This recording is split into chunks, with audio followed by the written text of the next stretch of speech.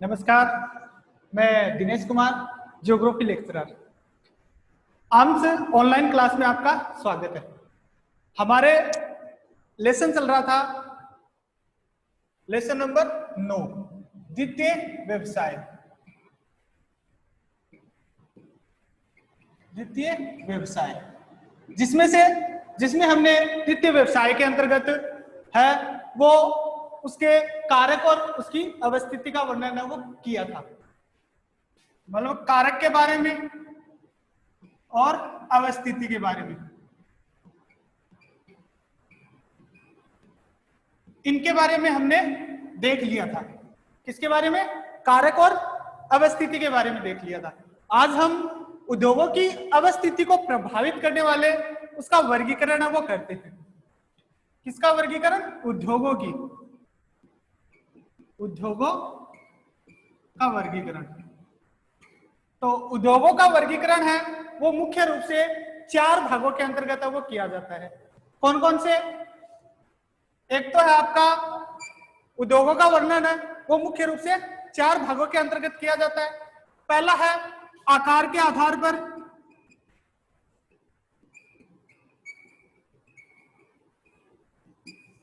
दूसरा है आपका उत्पत्ति के आधार पर,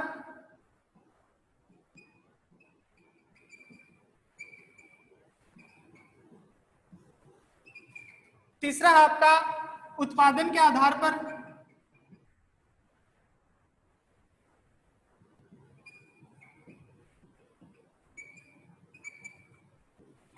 और चौथा है आपका स्वामित्व के आधार पर।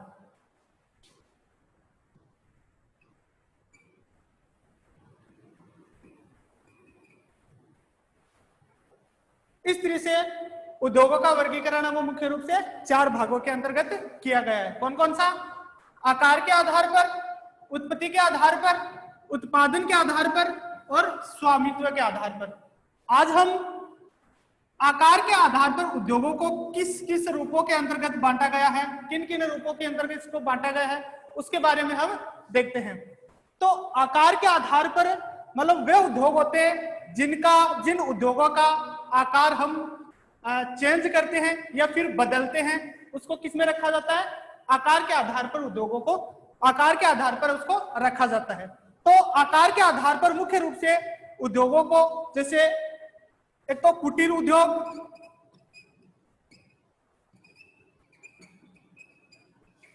दूसरा आपका लघु उद्योग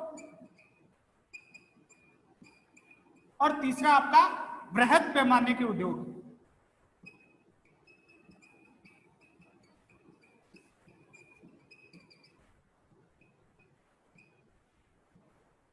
कुटीर उद्योग को हम घरेलू उद्योग के नाम से भी जानते हैं।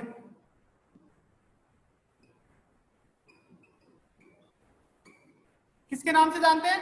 कुटीर उद्योग को घरेलू उद्योग के नाम से भी जाना जाता है। तो सबसे पहले देखते हैं कि कुटीर उद्योग है वो क्या होते हैं।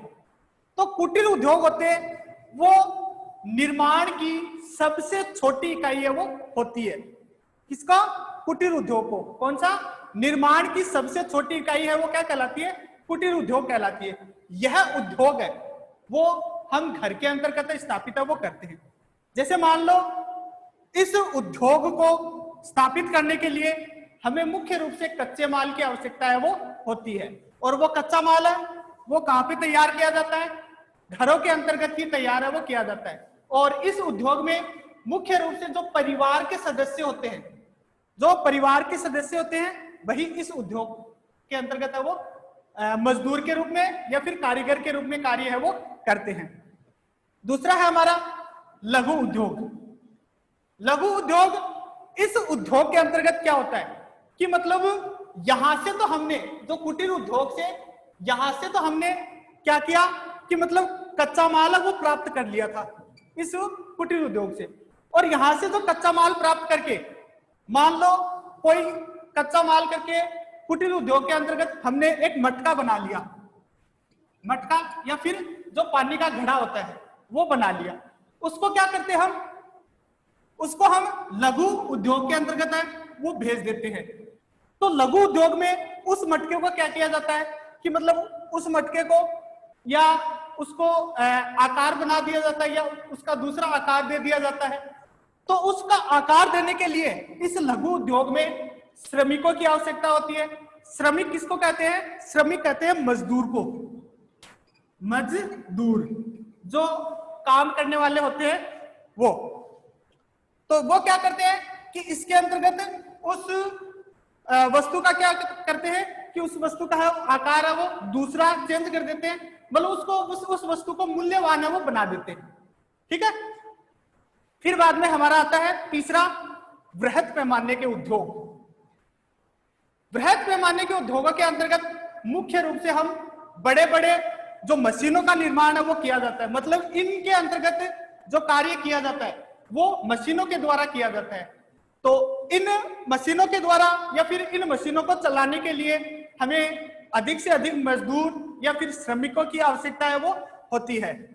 तो ये उद्योग है वो वृहत पैमाने पर या फिर बड़े बड़े उद्योगों के अंतर्गत है वो स्थापित है वो किया जाता है।